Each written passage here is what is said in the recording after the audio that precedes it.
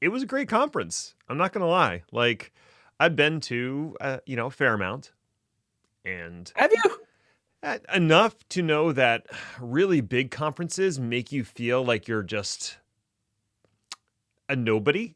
You're just like one of the faceless masses attending a conference. Right. I felt the same way about going to any large institution, whether it was college or a job or whatever. Like, I just don't like the impersonal feel of really large things. And having gone to Ignite many years in a row, towards the end, I just was like, I don't care about any of. It's not that I don't care about it. That sounds harsh, but anyway, I don't care about any of these people, and I could watch all the technology announcements from home. What am I actually getting out of coming here? Right. And that's the downside of any conference as it starts to get larger.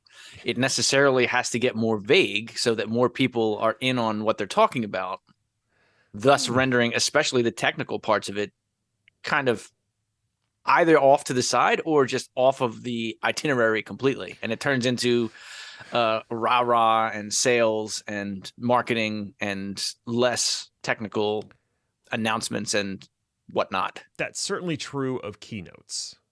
So whatever the keynote's going to be, the larger the conference, the more vague the keynote tends to be. More aspirational, general feelings. Yeah. Let's have some stilted CEOs come in and try to read off of a teleprompter that they've never done before. Right. People who should absolutely never be on camera for any reason.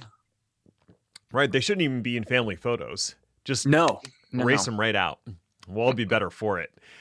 Yeah. So yeah, those large conferences just felt deeply impersonal. And even going to the technical sessions, like, I don't know, there's so many of them, so it's hard to pick. And they're all going to be recorded and posted later. So, you know, what I ended up doing in most of the conferences I went to after that was just roaming the expo floor and talking to like random vendors that seemed to have something, vaguely interesting.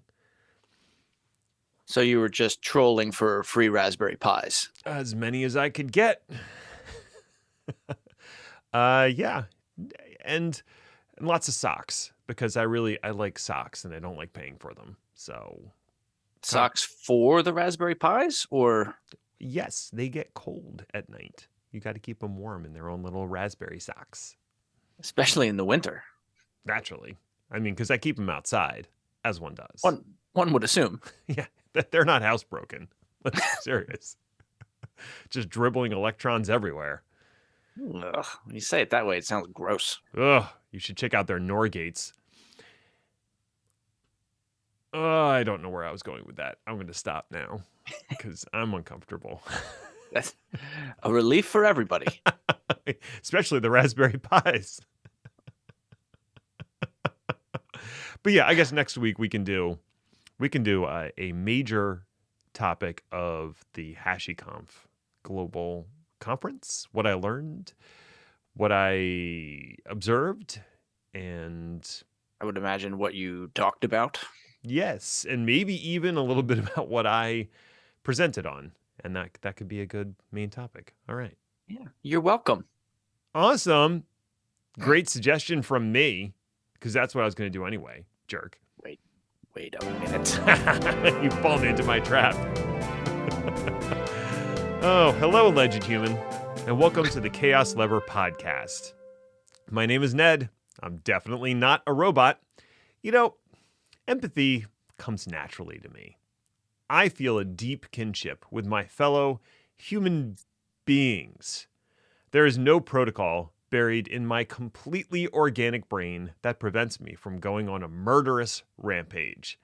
I definitely do not feel the need to exterminate. With me is Chris, who's also here. Hi, Chris. The enthusiasm in your voice is palpable today. Am I enthusiastic? So ordinarily, you open the show with something like, hello, alleged human. And this time you opened it with, hello, alleged human. I have probably been listening to too much NPR, or maybe it's just the conference crud that I brought back with me. It's like the kind of voice that you generally use if you have to talk to your sister's boyfriend and you really don't feel like it. Yeah, that is frighteningly accurate. I feel like that's based off of some real world experience. Here's your notebook that you forgot, Dennis. Don't worry, I didn't read through it. You're disgusting. So, yeah. So you wrote a thing, and man, I did not read it because I saw quantum mechanics and I immediately ran away. Good for you. But you didn't. You engaged, and now you're going to teach me things about stuff. Well, this is the fun part. So I wrote this a few days ago and have subsequently forgotten everything. Because this is what happens when Christopher tries to do mathematics.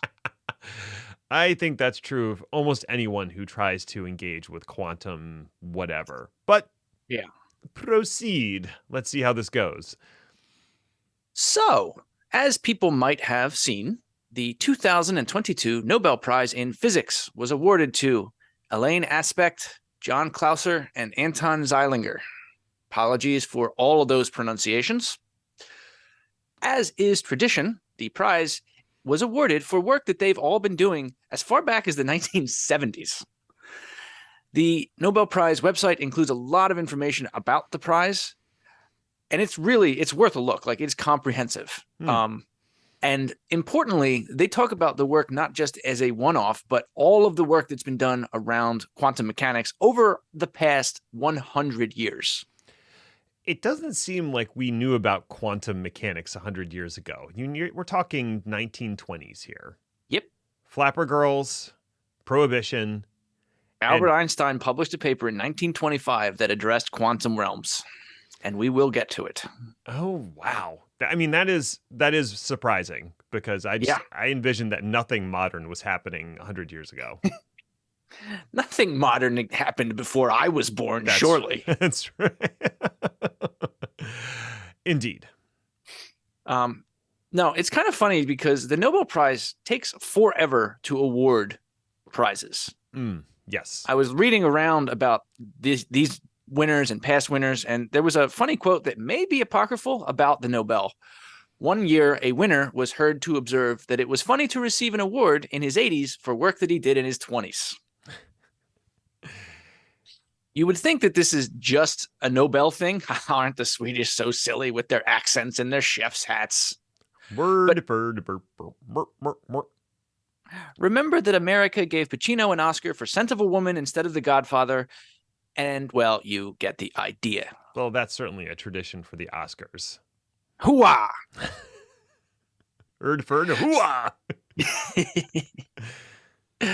So this specific award recognizes a huge experimental success that helps us understand quantum mechanics and the behavior of particles in an entangled state. The TLDR is, 1, quantum mechanics is truly probabilistic and not deterministic based on hidden variables, which we'll get to. And 2, the standard classical theory is not waiting in the wings for us. Quantum is different than Newtonian physics. Period. Okay. And they proved these 2 points, not just with math and argumentation, but actual physical experiments. And also math. Lots of math. So much math that I am going to just pick up and very gently set to the side. We're going to pet the math. We're going to make the math feel welcome and whole, but we're going to ignore it for the purposes of this conversation because holy shit. That's fair. I've never even tried to wrap my brain around any of the equations. They don't even look like complicated equations, but they're complicated equations. No, it's like 4 terms. Then you're like, what is that term? They're like, all right, let me flip over the chalkboard. And 12 hours later, they've explained 1 term. Thanks. Yeah. So we're not going to do that. Okay. But since you didn't know that this conversation has been going on for so long, I am assuming a lot of other people didn't know this conversation has been going on for so long. I knew that Einstein had a rather dim view of like things like spooky action at a distance and quantum entanglement, which means he must have been engaging with the theory on some level. Correct. And it's not just him. Pretty much all of the physicists that you have heard of waded into this topic at some point. And I'm just imagining most of them slowly backing out as well. yeah, just funnily enough, that actually happened with one or two of them. Just disappearing back into the bush like Homer. So the concept of quantum was at that time new, hypothetical, and utterly untestable. The actual idea of quantum space came from a guy you might have heard of called Heisenberg. The uncertainty principle. That would be the guy. Uh-huh. He started building out math that removed Newtonian physics from what came to be called quantum mechanics. And Einstein wasn't having any of that shit. Listen, he was against it. He revolutionized Newtonian physics and introduced relativism, and damn if anybody wasn't going to mess with that. Right. What he wanted, and what he spent most of the second half of his life searching for, was a theory of everything. This theory would be all-encompassing and naturally would encompass quantum. He had a friendly, let's call it friendly, rivalry with another physicist, one that you also might have heard of called Niels Bohr. Bohr was on board with the Heisenberg approach, leading to a number of conversations and letters sent back and forth between the two that ended with one of Einstein's famous, and as we shall see, incorrect quotes. Einstein said, quote, "At any rate, I am convinced that God does not throw dice." And what he meant by this was that there was always something that explained everything. One domino falls, another falls because of it. The universe was not governed by random chance at any level. Right. It was deterministic in nature. Exactly. If you knew all of the variables for a system, you could predict with complete accuracy the end result of that system at any point in time. Yep. And that is just not the case in quantum. I also want to point out that Einstein is one of the most misquoted or incorrectly quoted or misattributed quotes, only behind what's his name? Abraham Lincoln. Mark Twain. Yes. Mark Twain has so many things attributed to him that he never said, but Einstein's like a close second. That is very true. And it's also true that Einstein kind of had a sense of humor. Indeed. So sometimes he would say things in a sarcastic tone that were taken seriously. There is no blue. He didn't say that, but now he did. Putting that in his shirt with his face. So the wild thing is all these physicists that we were talking about, they would just like hang out. They would have these little conferences. They would write letters back and forth. And they would do official, proper, legitimate, and rigorous academic work, publishing papers and whatnot. But they would just talk to each other. It was wild. And it could actually, they could get pretty sassy with one another in, you know, like I said, friendly rivalry and heavy air quotes. But here's another physicist that was involved in this conversation, a name you might have heard of, a guy called Schrodinger. Indeed, the cat guy. So in one of these conferences, there was a heated argument where Schrodinger called the whole idea of quantum jumps a sheer fantasy, where Niels Bohr replied, but that does not prove that there are no quantum jumps. Just by poking your fingers into your ear and saying, la, la, la, I can't hear quantum, doesn't make it not exist. All the current state of science proved, according to Bohr, was we can't imagine them. So basically what he was saying is, this stuff works. We just can't prove it yet. Fast forward to 1964, and we have a physicist called John Stuart Bell poking up the idea. And he actually came up with what Bohr and Heisenberg were looking for. A way to prove that quantum mechanics was separate from classical physics. It is creatively titled Bell's Theorem. And it revolves around the idea that, quote, quantum mechanics is incompatible with local hidden variable theories, unquote. And stop looking at the math. Don't encourage it. We're avoiding the math. Oh, I just want to feed it a cookie. Have a oh, got it. Okay. But I bet I know exactly what your next question is. What is a local hidden variable theory? Because I definitely have not heard of that before. Right. So this is where we sort of enter into like terms of art. So I'm going to try to explain it and how it works in the quantum realm, compare and contrast with the standard physics model. Okay. And there's actually a pretty popular example. Once again, this is listed on the Nobel website. There's a video that explains it in more detail than I'm going to go into. But you can ask some navel-gazing questions like, does color exist if no one is watching? There is no blue. I was right. God. I mean, Einstein was right. Einstein said that. So, thought experiment. Okay. Imagine there are two rooms, and there is a box that splits the two rooms. There's one person in each room, and the machine does only one thing. It gives a ball of an opposite color to each person. So, if room number 1 gets a black ball, room number 2 gets a blue ball. You know this as you enter into room number 1. So the question is, what color are the balls in the box?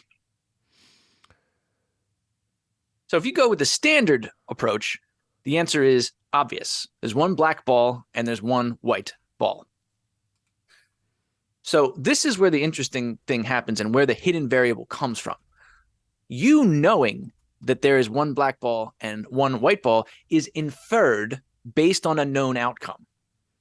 You know what's going to come out of the box into your room is either a white ball or a black ball.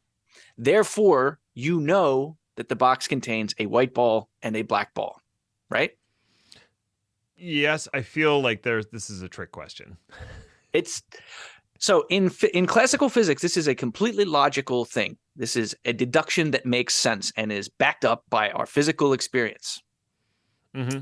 But the idea that you know that the box contains a black ball and a white ball is a hidden variable. You can't see in the box. You can only see what comes out of the box. I see. So the box, I don't know what's inside of it, but I can infer what's inside of it by what comes out of it. Exactly. So the hidden variable is one white ball, one black ball in the box. In the physical, standard, classical model, that makes sense. If you go with the quantum approach, and this is what they were arguing about, something unusual happens. Mm-hmm. The balls in the box are gray. Okay. They randomly become black and white, always in a pair. Then when either the person in room 1 or the person in room 2 looks at the output, the balls become black and white. Okay. So in this model, you know the outcome is going to be either a white ball or a black ball. You don't know what's in the box, and you can't know what's in the box because the box doesn't know what's in the box. There is no hidden variable this time. All you get is the output. So I can say with equal certainty, I know there's a 50-50 chance that I'm going to get a white ball and a 50-50 that I'm going to get a black ball, but that tells me nothing about the actual ball when it's still inside the box. Correct. This is what they proved experimentally. And the experiment is actually pretty cool. I'm not going to go into that either. It involves lasers. Yes, as it should. So they proved this. But what they proved was the balls are obviously not real. What they did was prove it with an example of entangled particles. And while the output is exactly the same, one gets white, one gets black, or whatever information you want to use in this example, neither you nor the box has any idea what's going on until the particle is observed. So in this case, Einstein was wrong. God does play dice, and we can prove it. Or have proved, not we, like you and I, like the human race. Right. I didn't prove it. No. No. So this is why this is great, is that this kind of experiment, as I said, has been going on since the 70s. The very model has been proven elsewhere. So that's one of the keystones of science is reproducible results, right? Mm-hmm. 2006, two scientists called John Conway and Simon Cochin wrote a paper called the free will theorem, with the abstract reading in part. On the basis of three physical axioms, we will prove if the choice of a particular type of spin 1 experiment is not a function of the information accessible to the experimenters, then its outcome is equally not a function of the information accessible to the particles. Pretty easy, right? Yeah, I definitely understood that, but maybe you could help me. It's the same concept in a different way, proven experimentally that randomness leads to the outcomes. Now, in this case, I really do think that the paper's name was regrettable. We don't need to call this free will. What are you doing? Why are scientists fishing for clicks? Yeah, you're really asking for a larger conversation that has nothing to... Well, I mean, you could extrapolate it out, but that is unnecessary for this paper. Right. But the big point is we're figuring out ways to test this that can be reproduced. That is a huge differentiator between quantum mechanics and, say, string theory. Multiple minor, tiny universes, metaverses, whatever you want to call it, cannot be tested. And now I'm sure there's a bunch of string theory scientists going, yes, yet, or but actually, or garçon coffee, or whatever it is that string theory people talk about. But like I said up top, the end result that they got awarded for is the definitive evidence that standard classical theory and quantum mechanics are two different things. Right. Got it? I got it. Okay. So everything you do in quantum mechanics is about entanglement.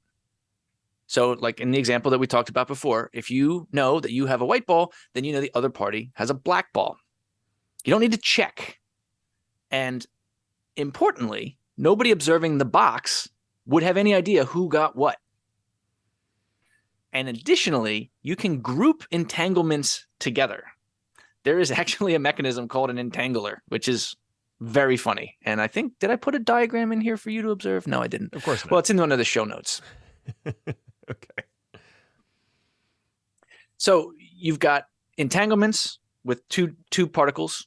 Then you can put into an entangler and create a larger distance between the original entangled pair.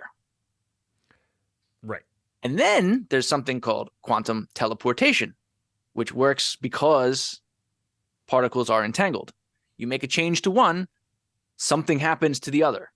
You observe the other, and you get some information about that observation, and you can send data from one place to another without having to go through some type of physical network. Right. And we'll talk about this more in depth in a second. But this is borderline magic. It certainly feels like borderline magic. And it's also important to note and really remember, this works on the tiniest of tiny particles. The quantum realm is so much smaller than Ant-Man. So it's really hard to do these types of things.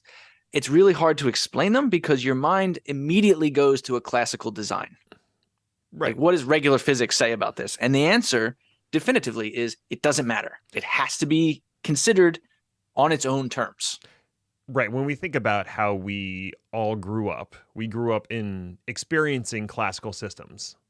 Yes. You know, you learn to walk. You learn to avoid falling objects. You learn that hot things stay hot for a little while. Like, all the things that you learn about the physical world are tied very closely to classical model physics, which is why like relativistic physics seems real funky, and also why quantum physics seems real funky, because it doesn't line up with any of our natural experience. So you just got to like put all that to the side and just go, okay, this is a totally different thing happening here. And it's at such a tiny, tiny scale that the brain just has trouble fathoming it.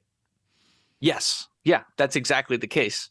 And I mean, tragically, that's the trap that Einstein fell into, was just, it must work this way because everything else does.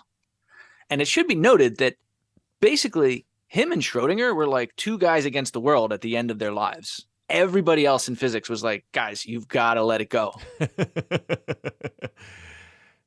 Remember, the Schrodinger's cat thought experiment was meant to be an absurdity that delegitimized the idea of quantum and superposition in specific. But unfortunately for him, it actually turned out to be a pretty apt metaphor. Exactly. And hence I have a t-shirt, or had a t-shirt, that was Schrodinger's cat, wanted dead and alive. It's a cute shirt. That's good. Yeah. That's good. Thanks. I'm funny. No, your t-shirt's funny. It's different. It is and it isn't? There we go. Okay, good. We're all back on board. And we're not. So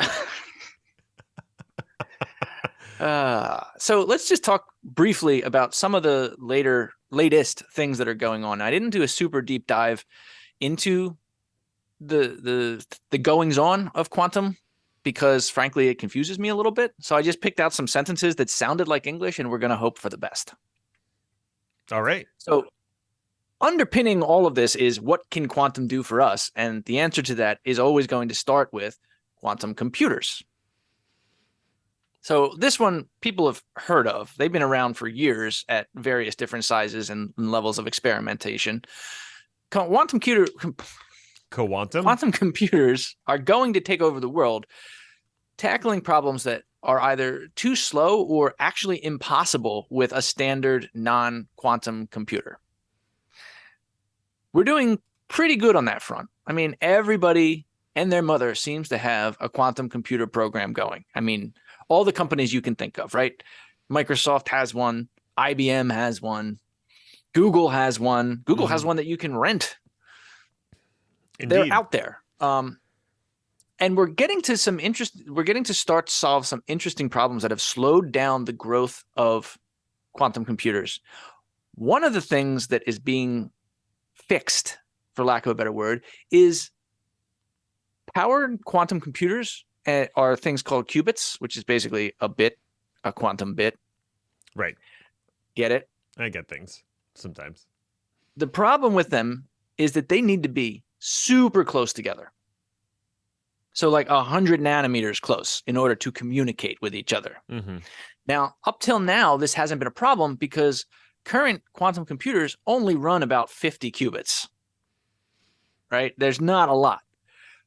But the practical estimations for real world work is something like 1,000 to 2,000 qubits at a minimum. That's a lot. Yeah. Can't fit that into 100 nanometers, though. You're going to need more space. Mm-hmm. Luckily, researchers have been working on something called a quantum bus that extends the distance. Drum roll, please. No. 560 nanometers. I mean, that's more than 5 times as far. Exactly. It's not ideal in the sense of where they want to be long term, but hey, it's a start. Oh, and researchers estimate that the amount of time it'll take us to get to a functioning 2,000 qubit computer, about 10 to 15 years. Isn't that always the case? It's always 10 to 15 years just away. Like cold fusion. Yeah. So what do you use a quantum computer for? One of the things you use it for is quantum simulation. So this one is interesting. We're already familiar with computers doing regular simulations. Things like simulating traffic patterns to the outcome of sports events with pretty decent accuracy, considering the amount of variables we're talking about. I mean, you use a simulation basically every day to find out what the weather's going to be like. Yeah, that's true. And some of these will work fine. But one thing we can't do very well at all with regular computers is simulate a quantum computer. There are actually some that exist, but they are super slow because the amount of computation is insane. And there's only so much estimating you can do. So in a very inception-y move, quantum computers are being used to simulate quantum computers. And the primary reason for this is to continue to help developing the technology that makes them possible, right? Simulate qubits to do experiments with how the qubits communicate with each other, develop new quantum VMs to experiment with how a different system would speak to each other. It makes it easier to develop new systems from both the full system itself, meaning these massive calculations and communications, down to the individual components that make quantum computers quantumize. Well, it kind of makes me think of the fact that we use computers now to design ever smaller and more efficient chips that will run in our computers that will allow us to design ever more efficient and smaller chips, which go in our computers to help us. Oh God, I'm stuck. You've been repeating that for 45 minutes. Are you doing all right? I'm kind of hungry and a little dizzy. So it's not also it's not only about designing quantum computers. Quantum simulation can be used in the quantum realm to solve quantum problems. Now, again, we talked about at the top, you can do this with a standard computer, but it's real hard and it's real slow. Using a quantum simulator to design a quantum experiment, however, not as bad. Okay. Now, this has been done in important cases already, notably to help solve bizarre questions like, how does temperature work in a quantum system? Is it such a thing? What is temperature? Well, I linked that one in the show notes too. I double dare you to read the abstract and not get dizzy. I'm already dizzy, as we've established. And then finally, where things get kind of interesting and all of the material discussion that we've had before kind of comes together, the power of utilizing entanglement and superposition for communication via quantum teleportation. So, regular electronic communication has a start and a finish.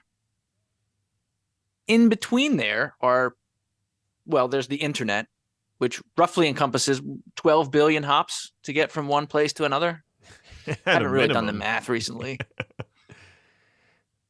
Plenty of opportunity, though, for your traffic to be observed. Now, here's where things get interesting when you add quantum teleportation. Right.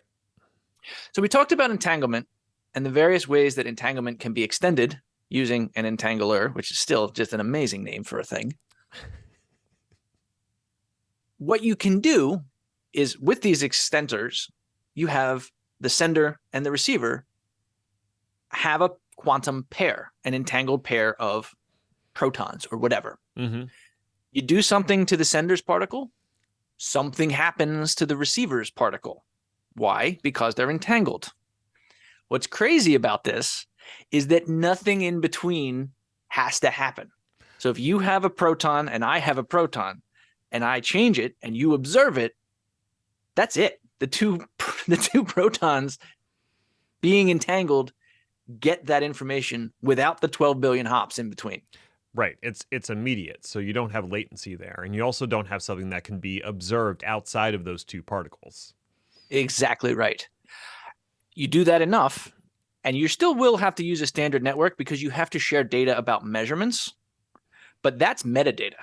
The real data, the part that we care about, was transferred via the entanglement. And this is not hypothetical. This is a real thing that's happening.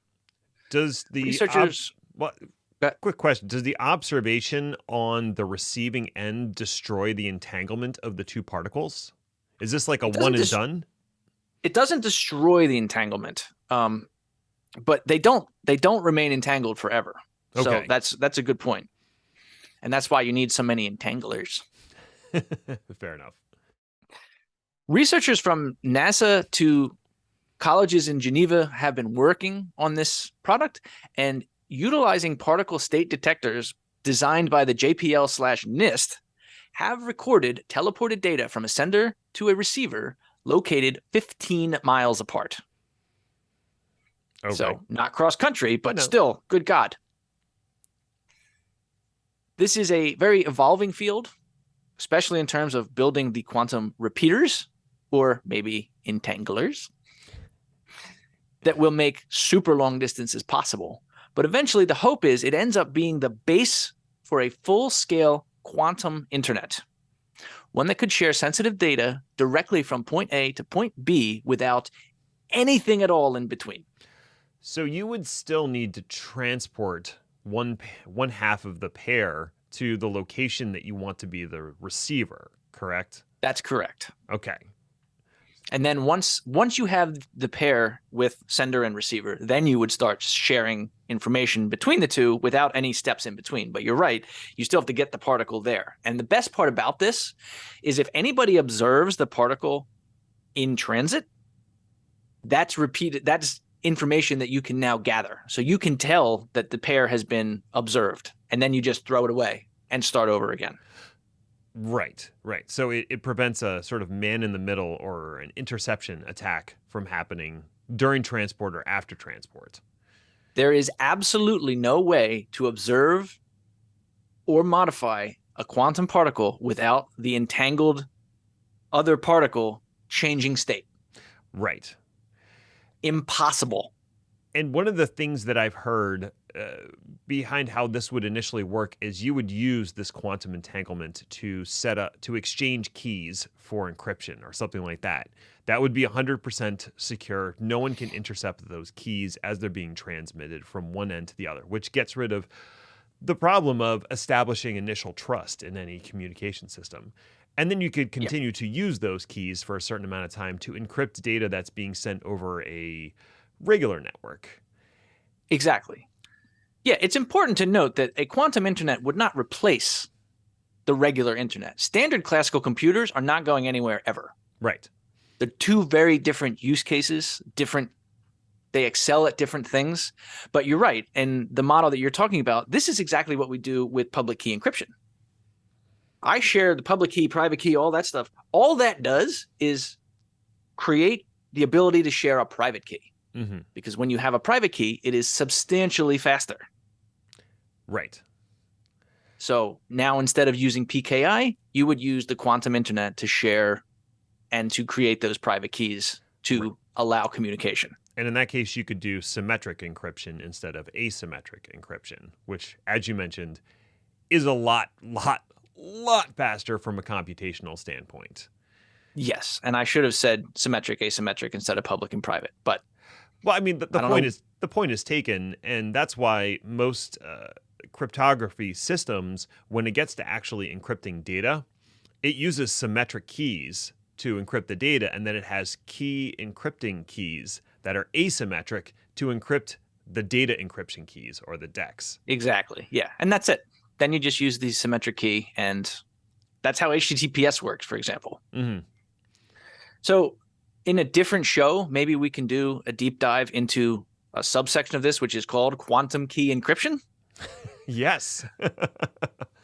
But I think we've confused people enough for one day. And I think I would also like to explore a little bit around the potential for quantum computing to break the existing encryption technology that we use, the algorithms that we use today, and what's being done to future-proof the newer versions of the algorithms.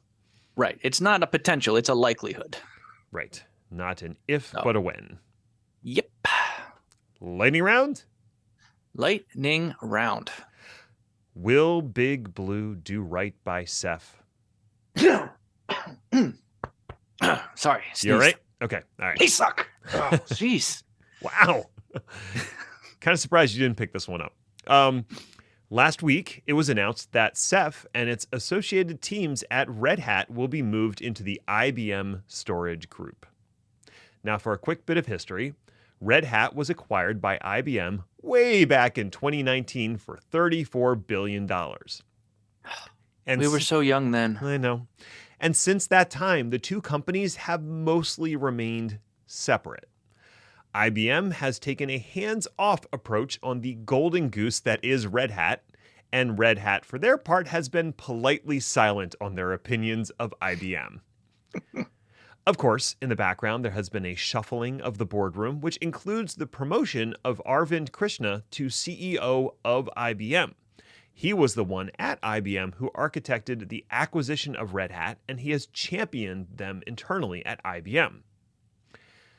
For those who are not aware of Ceph, it is an open source storage product that was pioneered by Red Hat to serve as an option for those looking to use software-defined storage. It is deeply baked into their OpenShift platform under the moniker OpenShift Data Platform. They were not subtle about this. According to the announcement, IBM is planning to create a consistent hybrid cloud experience using Ceph with other products like IBM Spectrum Scale.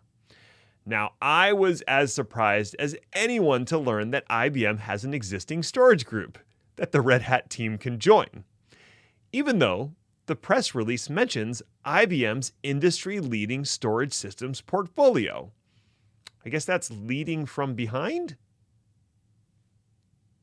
My concern is that Red Hat and IBM's cultures are not exactly compatible, kind of like AppleTalk and Token Ring. God, you're old. I know. And the result will be a not-so-gradual exit of Red Hatters and a cessation of Ceph innovation.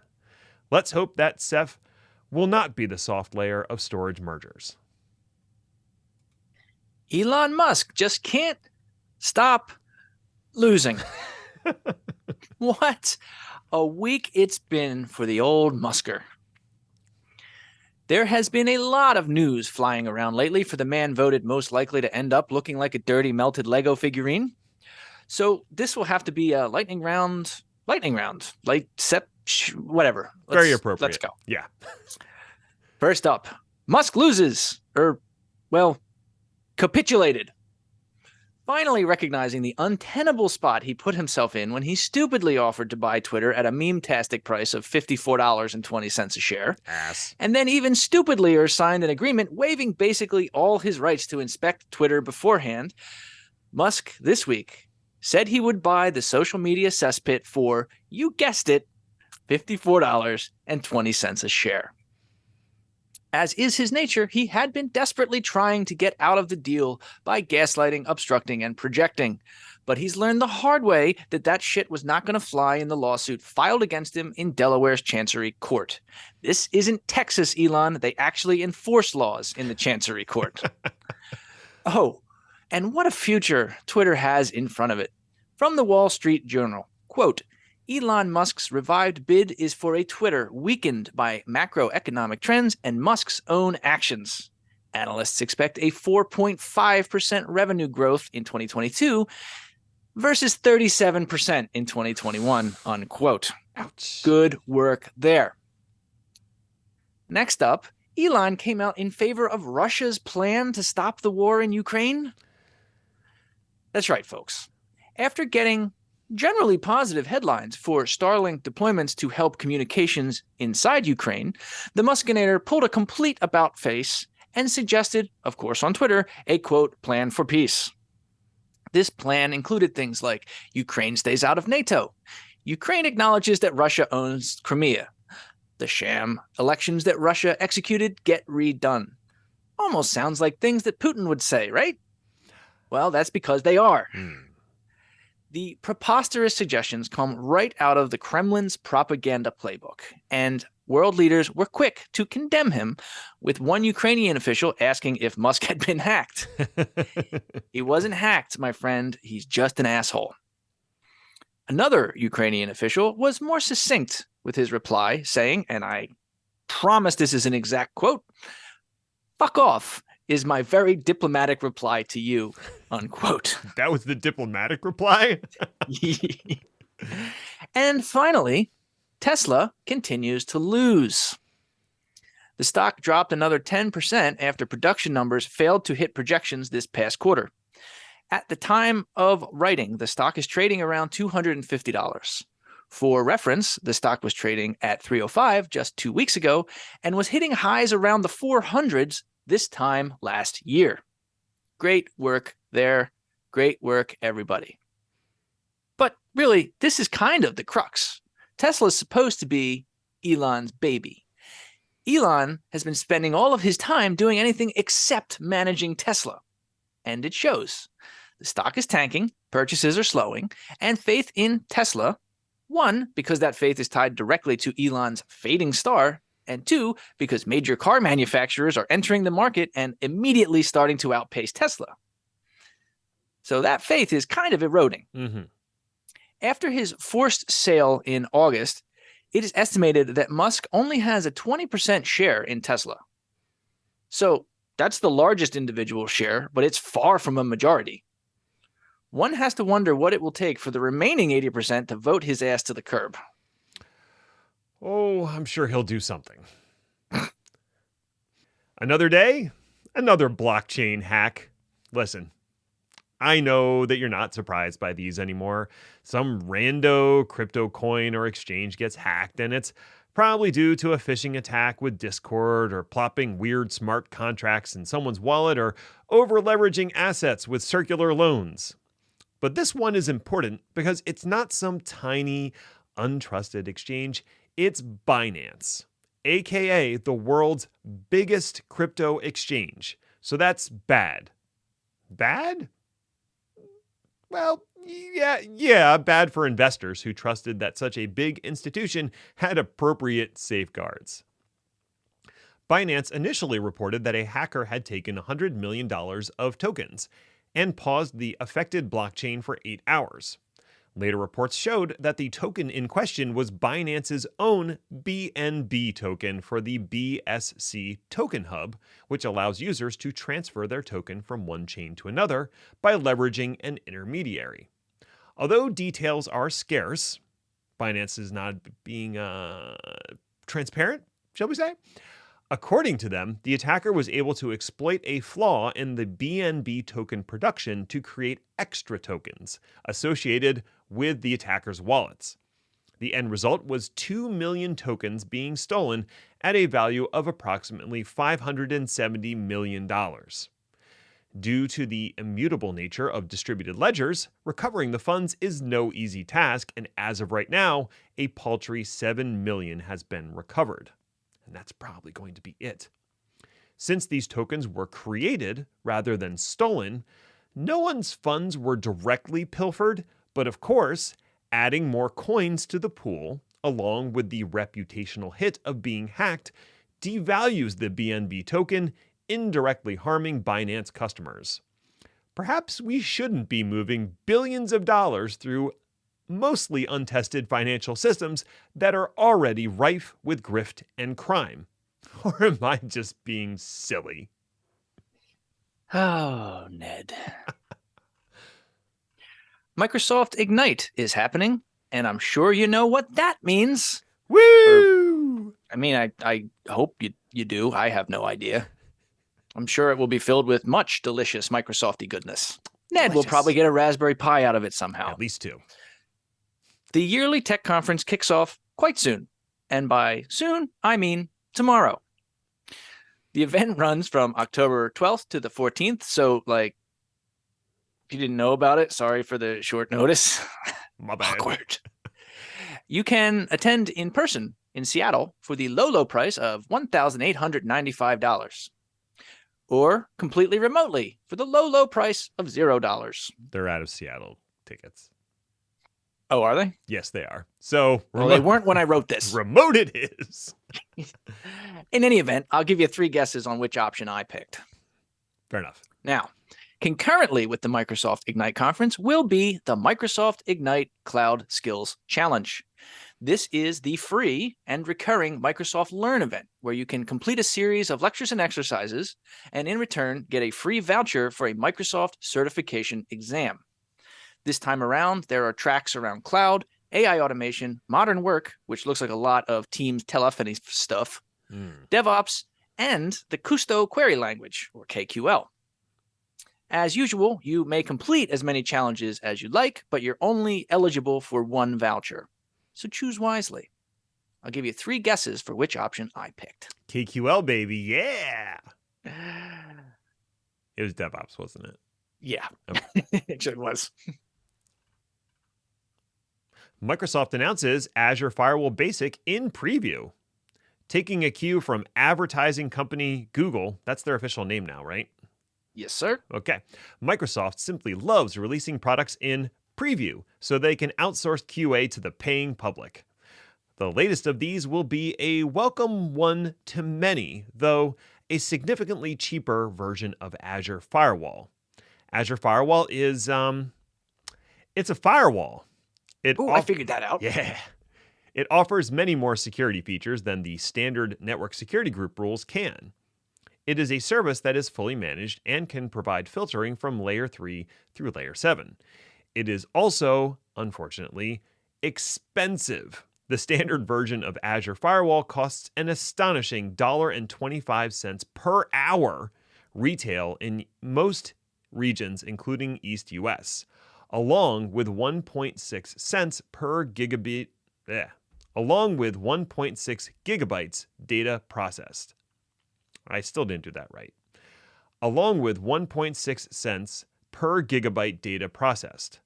Since a firewall basically has to be on all the time, this comes in at something like $900 a month. Ouch. The basic version of Azure Firewall is coming in at a much more reasonable price, 39.5 cents per hour, which equates to about $290 per month. This is going to be much more palatable for SMBs who might be scared off by the standard pricing and have no need for the web content filtering, DNS proxy, or ATP features that standard would provide. Be aware, though, the basic version jacks up the data processing from 1.6 cents per gigabyte to an eye-watering 6.5 cents. Naughty, Microsoft. Very, very naughty. I did always think that the Azure Firewall was ludicrously priced. There's no excuse for why it is so high. The only thing I can think of is that it's running on Windows VMs. And the Azure team has to pay like the Windows licensing team money. And they pass that savings on to you. Yay! So I guess that's good. I suspect that 90% of people are only ever going to use Basic from now on, because honestly, a lot of those features people just aren't going to want directly through the firewall anyway. Right. You would put the app gateway in front of something that you needed that layer 7 processing for. Right. And then pay the extortionate fees for the application gateway. One way or another. We're going to get you. Anyway, hey, thanks for listening or something. Guess you found it worthwhile enough if you made it all the way to the end. So congratulations to you, friend. You accomplished something today. Now go ahead and declare yourself a sovereign citizen and assume the title of Grand Poobah of Ix, Supreme Leader of Okerfell, and Lord of all Quasits. You've earned it. You can find me or Chris on Twitter at Ned1313 and Hainer80 respectively, or you could follow the show at chaos_lever if that's the kind of thing you're into. Show notes are available at chaoslever.com if you like reading things, which you probably shouldn't. Podcasts continue to be the better superbook in every conceivable way. We'll be back next week to see what fresh hell is upon us. Ta-ta for now. It still cracks me up that we used Superbook as the title in an episode where we didn't say Superbook once. No, it was a conversation that happened after the episode. Oh, yay. We love our audience, and they love us. They do.